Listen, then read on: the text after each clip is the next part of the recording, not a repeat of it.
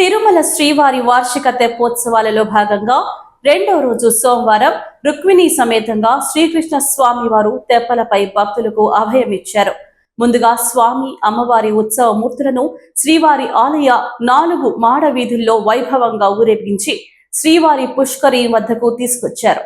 రాత్రి 7 గంటల నుండి 8 గంటల వరకు విద్యుత్ దీపాలతో అందంగా అలంకరించిన తెప్పపై స్వామివారు ఆశీస్సులై పుష్కరిణిలో 3 సార్లు విహరిస్తూ భక్తులను కటాక్షించారు. వేదం, గానం, నాదం మధ్య తెప్పోత్సవం వేడుకగా జరిగింది. కాగా 3వ రోజు శ్రీదేవి భూదేవి సమేతంగా మలయప్ప స్వామి వారు తిరుచిపై సర్వాలంకరణ భూషితుడై పురవీధుల్లో ఊరేగిన అనంతరం కోనేటిలోని తెప్పపై ఆసీనుడై 3 సార్లు విహరిస్తూ భక్తులను అనుగ్రహిస్తారు.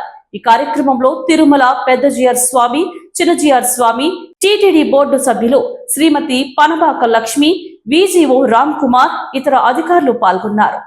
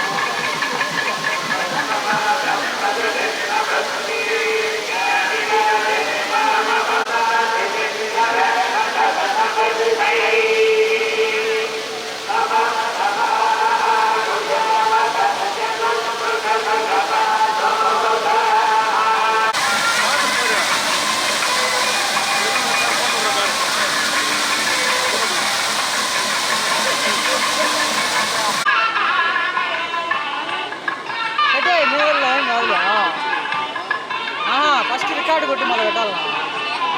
Touch display